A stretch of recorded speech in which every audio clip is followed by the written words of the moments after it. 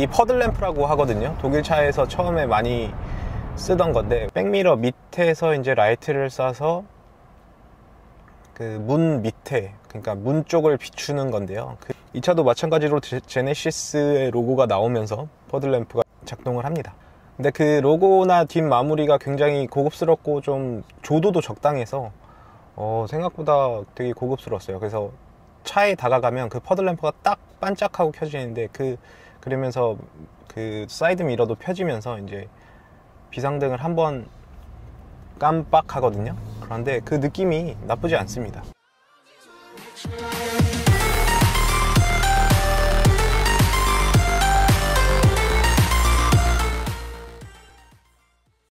차량에 앉았을 때 이제 시동을 걸면 그 자동으로 이제 기억했던 운전 포지션에 알아서 맞춰주고요. 그리고 출발을 하기 시작하면 안전벨트를 살짝 조여줍니다. 그래서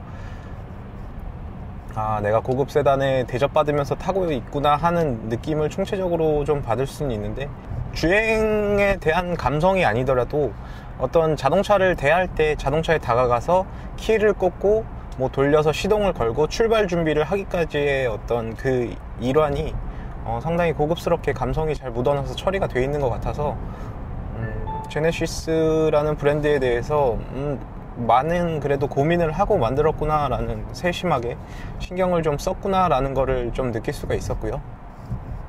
그 다음에 차를 딱 타면 느껴지는 게 이제 조명이 있잖아요.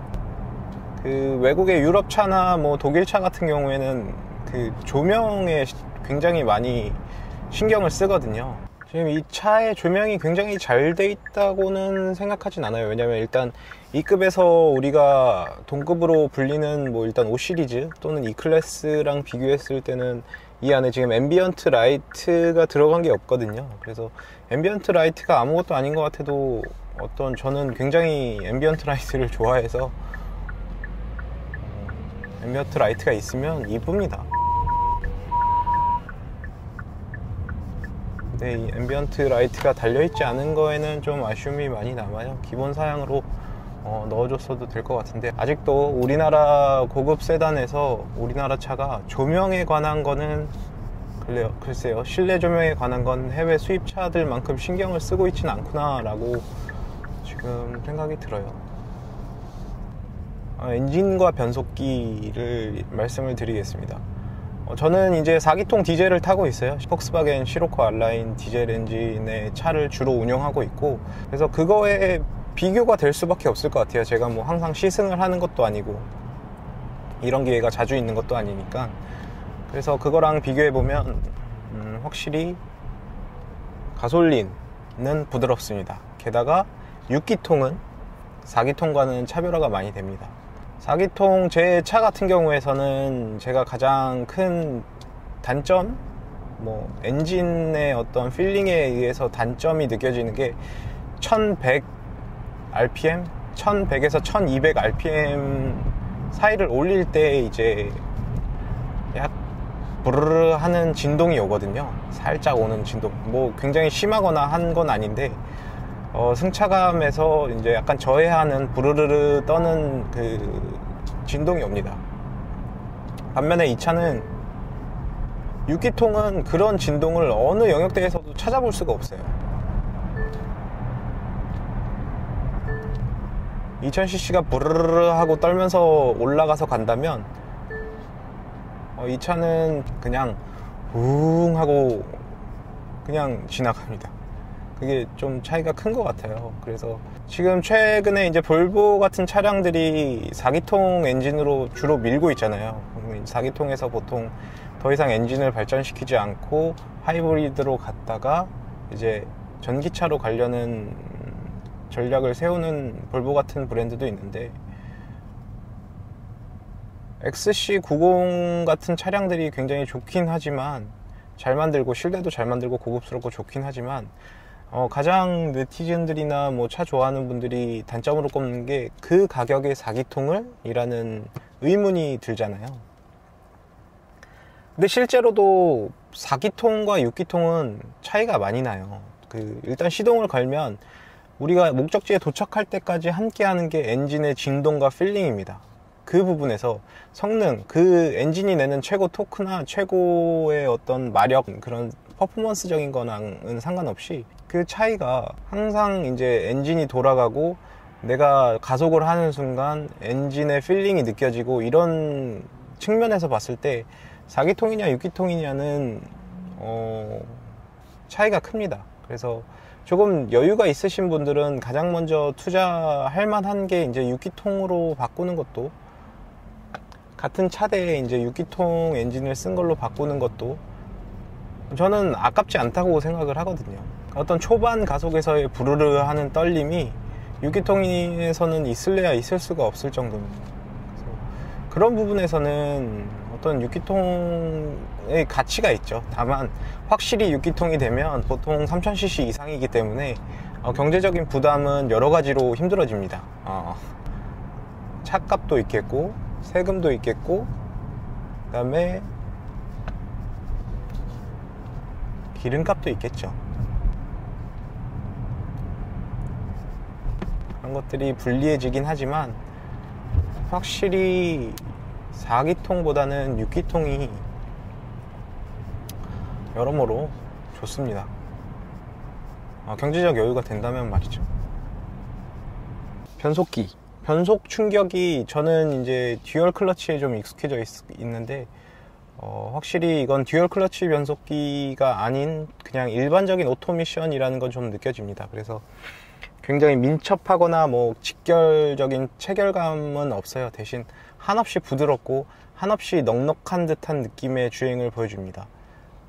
뭐 예전처럼 굉장히 뭐 멍청하거나 이런 변속기는 아닌데, 그렇다고 아주 똑똑한 변속기라고 보기에도 좀 힘들어요. 그래서 다운시프팅을 탁탁 하는 건 보이긴 하는데 그 직결이 안 되다 보니까 굉장히 부드럽게 스무스하게 하면서 단수를 옮길 때 그 RPM이 굉장히 상승할 때가 있잖아요. 급가속을 밟으면. 그러면 원래는 힘을 다해서 뭐 나가기도 하는데, 이건 힘을 다해서 나가는 그런 스타일은 아닙니다.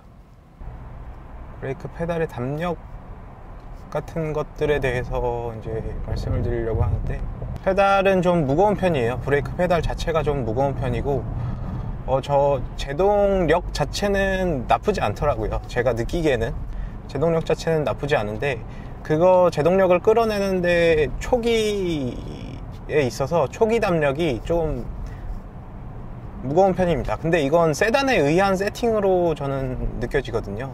세단이 아니라면 뭐 굳이 이런 세팅이 아닐 것 같은데, 세단이라서 아무래도 이런 세팅을 사용하는 게 아닐까 싶습니다. 그 어떤 굉장히 부드러운 엔진의 6기통 엔진의 질감과 좀 넉넉하고 그 유연하게 부드럽게 동력을 전달하는 이 변속기 때문에 어떤 그냥 한없이 편안한 세단으로는 좋은데, 이 차에서 스포티한 맛을 기대하기는 힘들 것 같아요. 만약에 제네시스 3.3 터보 스포츠 같은 경우에는 세팅이 많이 다를 거라고 지금 판단을 합니다, 저는. 그 다음에 옵션들, 역시나 편의 장비는 정말 많습니다. 일단 제가 가장 궁금했던 부분이 이 반자율 주행에 관한 거였거든요. 제 차는 뭐 크루즈 컨트롤도 없고 반자율 주행 기능은 뭐 꿈도 못 꿉니다. 12년식 차라서. 그런데 이런 반자율 주행 차가 얼마나 그 기능을 하는가에 대해서 되게 궁금을 했거든요.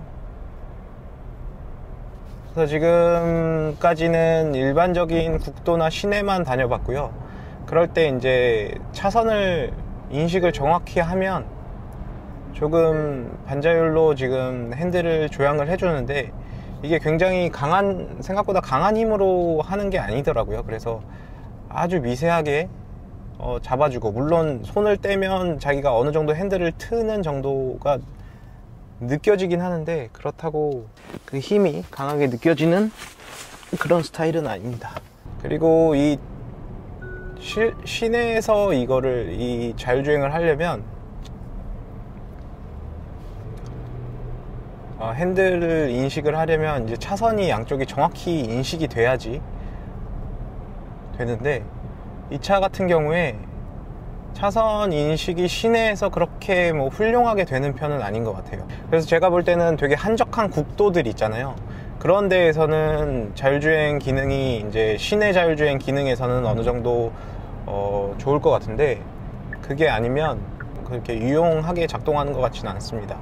그리고 크루즈 컨트롤이랑 이게 어드밴스드 크루즈 컨트롤이랑 어우러져서 이제 좀 반자율주행 기능을 시내에서도 어느 정도 보여주기는 하는데, 글쎄요, 약간 불안합니다. 굉장히 좋아요. 특히나 이제 앞차가 멈추면 완전한 정지까지 차가 알아서 해주더라고요. 그것도 부드럽게. 그런데 아직 제가 적응이 안 돼서 그런 건지 모르겠는데, 이걸 믿고 그냥 브레이크를 안 밟기에는 조금 애매한 순간들이 또 있어요. 뭐 그걸 굳이 의식해서 안 밟는 것도 좀 맡겨보자 하고 하는 것도 좀 이상한 것 같고, 아직 적응이 안 된 것 같아요. 근데 이 시내에서 지금 하는 반자율주행 같은 경우에는 완전히 중앙선을 지금 인식하고 맞춰서 간다기보다 여기서 좀 넘을 것 같으면 좀 안쪽으로 살짝 당겨주고, 저쪽으로 또 넘을 것 같으면 다시 이쪽으로 살짝 틀어주고 하는 느낌이 있습니다. 이게 아마 작동 원리가 조금 다른 것 같아요.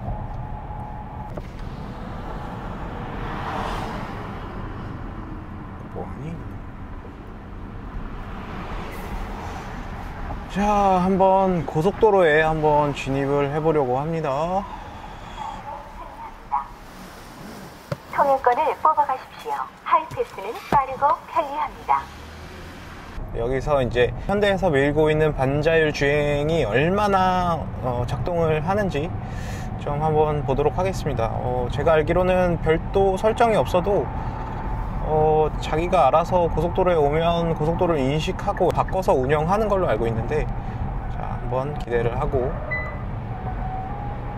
여기 오니까 앞에 HDA라는 저게 떴어요. HDA라는 표시가 뜨고 내비게이션 기반으로 가는 듯한 내비도 떴고요. 카메라가 나오니까 계기판에 카메라도 뜨네요. 그리고 핸들에는 불이 들어와 있는 상태고, 지금 반자율주행 G80 해보고 있는데 이거 생각보다 괜찮네요, 진짜. 아까 시내에서 할 때는 이제 노란색의 핸들 모양이 뜨면서 좀 중앙을 왔다 갔다 하는 느낌이었거든요. 뭐 어떤 느낌이냐면, 좀 차선을 넘어갈 듯이 아슬아슬하게 하면 그때 살짝 보조해주는 느낌이었는데, 이 고속도로 와서 하니까 지금 핸들에 하얀색 표시가 뜨면서 이건 완벽하게 중앙을 딱 노리고 지금 운전이 되고 있어요. 그리고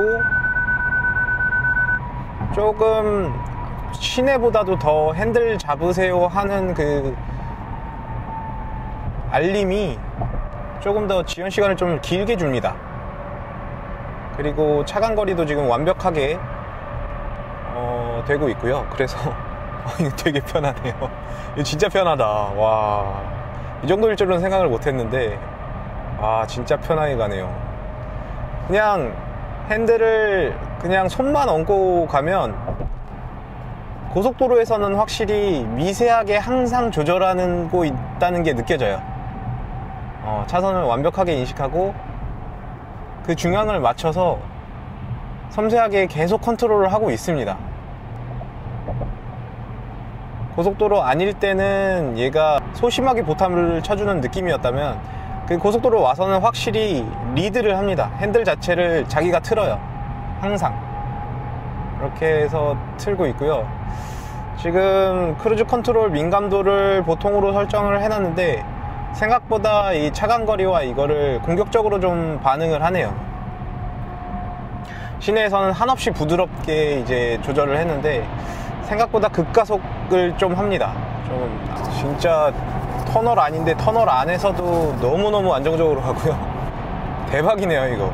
와.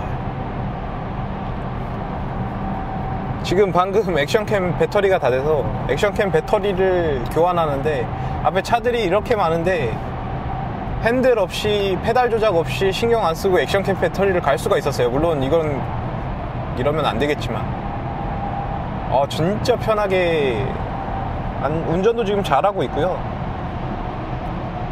지금 터널에 의해서인지 왠지 모르겠지만 시간도 상당히 길게 주고 있습니다. 핸들을 놔도 되는 시간을 상당히 길게 주고 있어요.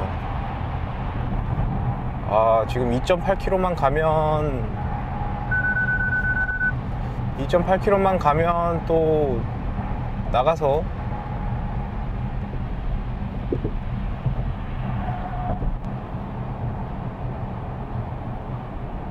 꺾어줘야 되기 때문에